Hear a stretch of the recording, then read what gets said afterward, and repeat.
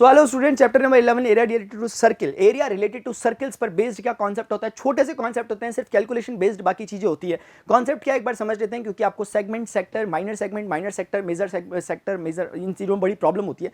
इस चीज को एक बार समझने की कोशिश करते हैं। सबसे पहले एक सर्किल हमें दिया गया, अगर एक पॉइंट इसका जो ओ है, जो कि सेंटर है, यहाँ पर जो आपको ये ऑरेंज कलर का इलाका दिखाई दे रहा है, इसे हम कहते हैं माइनर सेक्टर। जो आपको बड़ा ब्लू कलर का दिखाई दे रहा है वो होता है मेजर सेक्टर।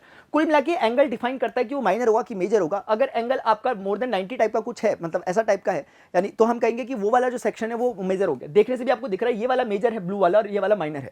तो कुल मिलाकर से हिंदी में त्रिज्य खंड कहते हैं। आप समझ पा रहे होंगे, त्रिज्या ने बनाया हुआ खंड, यानी कि रेडियस के द्वारा बनाया हुआ जो खंड है, जो पिज्जा का स्लाइस टाइप का, इसे हम सेक्टर कहते हैं। इसका एरिया निकालने का सिंपल तरीका होता है theta divided by 360 into pi r square. बहुत बेसिक होता है, कहां से है अभी आप समझते होंगे, चैप्टर में मैंने बता रखा है। अगर आप ये थीटा 90 हो गया तो उसका मतलब ये 1/4 पाई आर स्क्वायर, यानी कि क्वाड्रेंट के एरिया की बातचीत कर रहा होता है, ये इसका मतलब होता है। अगला एरिया ऑफ मेजर सेक्टर कैसे निकालोगे बच्चों? एरिया ऑफ मेजर सेक्टर जब हमें निकालना है तो आप समझो कि अगर ये थीटा है तो ये वाला एंगल कितना होगा जो ब्लू वाले ने बनाया, वो होगा 360 माइनस थीटा।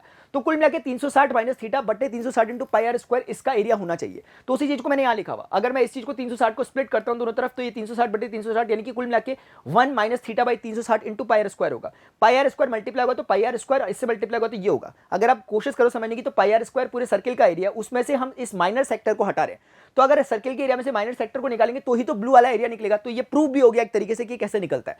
अभी दूसरी बात आती है कि सेगमेंट्स क्या होते हैं। सेगमेंट कुल मिलाकर कोई भी कॉर्ड, सर्किल की chord A B basically circle को दो अलग अलग हिस्सों में बांट देती है। जो छोटा वाला हिस्सा रहता है उसे माइनर सेगमेंट, जो बड़ा वाला हिस्सा रहता है, मेजर हिस्सा रहता है, उसे मेजर सेगमेंट कहते हैं। तो कुल मिलाकर सेगमेंट को कौन डिसाइड करता है? कॉर्ड डिसाइड करती है। सेक्टर को कौन डिसाइड करता है? रेडियस डिसाइड करती है।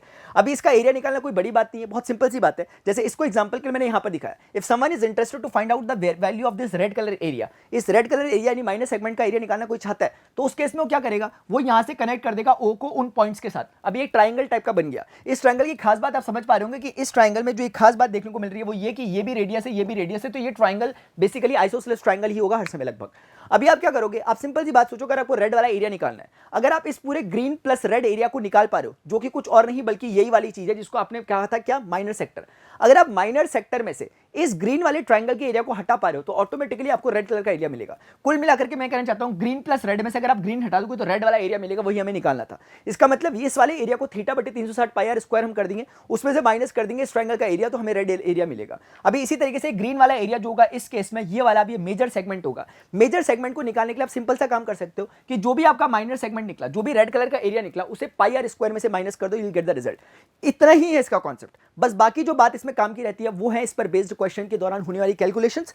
मैं आपको सजेस्ट करूंगा कि एनसीईआरटी के क्वेश्चंस को बहुत सीरियसली लो, क्योंकि एनसीईआरटी क्वेश्चन डिटो इस चैप्टर से पूछे जाते हैं। इससे और मेंसुरेशन वाला पार्ट जो आपका next area related to area volume वाला जो पार्ट है, वहां से डायरेक्टली क्वेश्चंस पूछे जाते हैं। इसलिए एनसीईआरटी क्वेश्चंस को बहुत सीरियसली लेना। कौन सा नेक्स्ट चैप्टर में आपको इसका निचोड़ चाहिए पूरे चैप्टर का, आप मुझे नीचे कमेंट सेक्शन में बता सकते हैं। अभी के लिए इतने मिलते हैं नेक्स्ट सेशन में। Till then goodbye, see you, take care.